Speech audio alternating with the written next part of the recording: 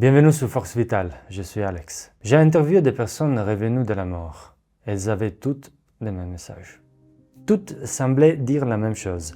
Leur récit de l'au-delà était pourtant très différent. L'une racontait avoir été guidée à travers un monde extraordinaire. Une autre disait avoir communiqué avec un homme décédé depuis des années. Et la troisième affirmait d'avoir rencontré des anges dans une salle d'opération. Et pourtant, malgré ces différences, elles partageaient toutes quelque chose de frappant. La même douceur dans les regards, la même sérénité, la même confiance tranquille face à la mort et au sens de la vie. Toutes semblaient animées par une mission qui, même plusieurs décennies plus tard, ne s'était jamais éteinte. Le premier témoin s'appelle le Dr Eben Alexander. Il est élevé par l'un des neurochirurgiens les plus respectés de sa génération. Il suit les traces de son père adoptif et devient lui-même neurochirurgien. À cette époque, sa vision du monde est simple. Pour lui, le cerveau produit l'esprit. Point final. Puis, en novembre 2008, sa vie bascule. Victime d'une méningite extrêmement rare, il est admis aux urgences dans un état critique. L'affection attaque directement son cerveau et à la fin de la semaine, la médecin estime sa chance de survivre à seulement 2%. Ses chances de récupération sont considérées comme nulles. Pourtant, contre toute attente, il survit. Et lorsqu'il se réveille, il affirme avoir vécu une expérience que ses connaissances médicales ne lui permettent pas d'expliquer. En fait, selon lui, l'ensemble de son néocortex était inactif. Il ne devrait donc pas avoir été capable de produire des rêves ou des hallucinations élaborées. Cette expérience bouleverse complètement sa vision du monde.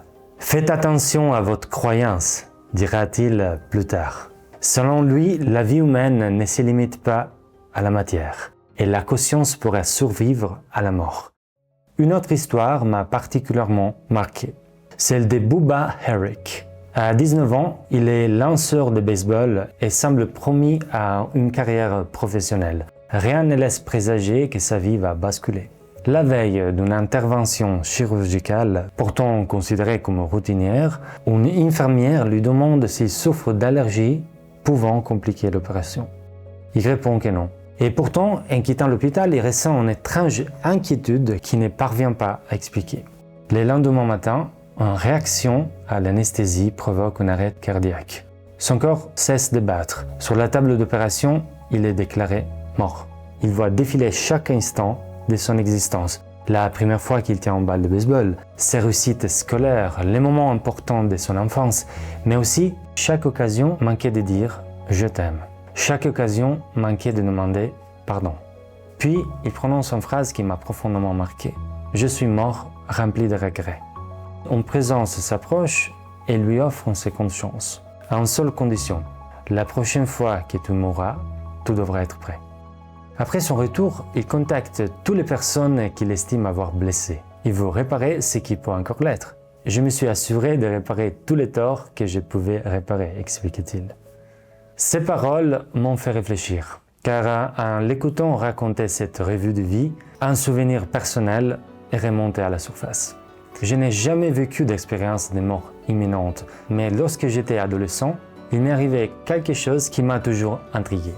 À cet âge-là, nous nous croyons invincibles.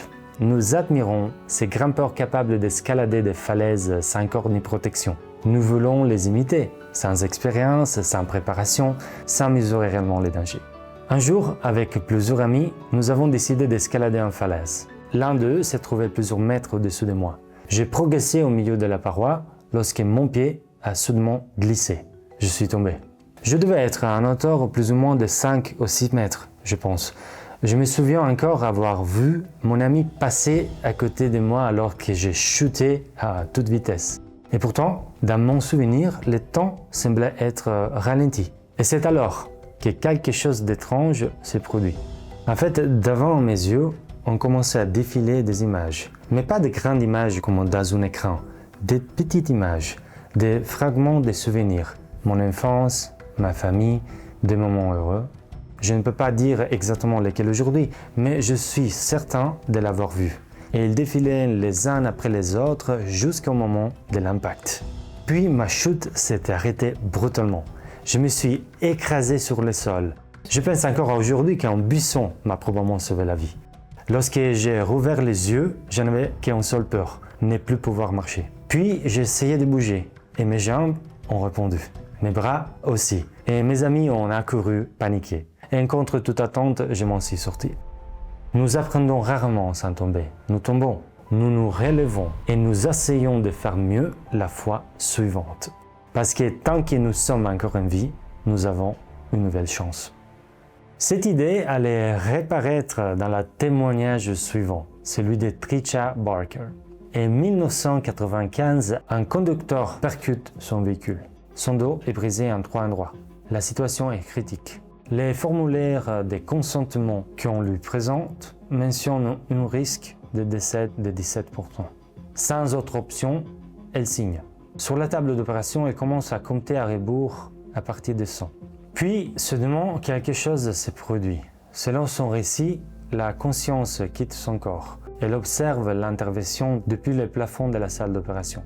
Et elle remarque immédiatement quelque chose d'étrange. Les chirurgiens ne semblent pas être seuls. Selon elle, des anges travaillent autour d'eux et à travers eux. Puis, elle s'élève davantage, au-dessus de l'hôpital, au-dessus de la ville, jusqu'à atteindre ce qu'elle décrit comme un univers rempli d'étoiles. Là, elle rencontre ce qu'elle appelle une intelligence divine. Puis une voix lui adresse un message simple, un message qui va définir le reste de son existence.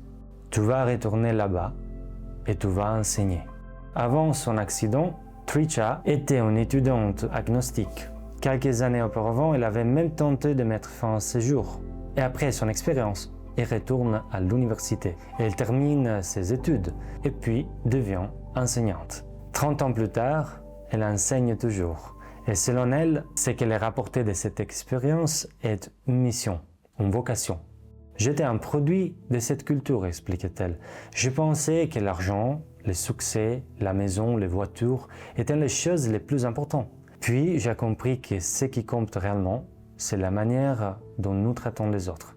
Vous ne pouvez pas importer des dogmes avec vous. Vous ne pouvez pas importer votre haine. Vous ne pouvez même pas importer le fait d'avoir raison. La seule énergie assez légère pour vous accompagner est l'amour. Je me suis retrouvé à poser la question « Avez-vous peur de la mort ?» La réponse arrivait immédiatement, sans hésitation, comme un réflexe. Absolument pas. Et les trois m'ont répondu exactement la même chose. Cette absence de peur m'a profondément marqué. Ce n'était pas l'inconscience, ce n'était pas du déni. C'était une certitude, la conviction que la mort n'est pas la fin. Je ne sais pas ce qu'il se passe après la mort. Et après avoir entendu tous ces récits, je ne prétends pas avoir trouvé toutes les réponses. Mais une chose m'a frappé. Aucun de ces témoins n'est revenu en parlant d'argent. Et aucun n'est revenu en parlant de statut social. Aucun n'est revenu en parlant des réussites matérielles. Tous parlaient d'amour, de compassion, de pardon, des relations humaines. Et peut-être que finalement le message le plus important ne concerne pas la mort. Peut-être concerne-t-il la vie. La manière dont nous choisissons de vivre aujourd'hui. La manière dont nous utilisons le temps qui nous est donné. Nous tombons, nous faisons des erreurs, nous avons des regrets. Mais tant que nous sommes encore là, nous avons la possibilité de nous relever.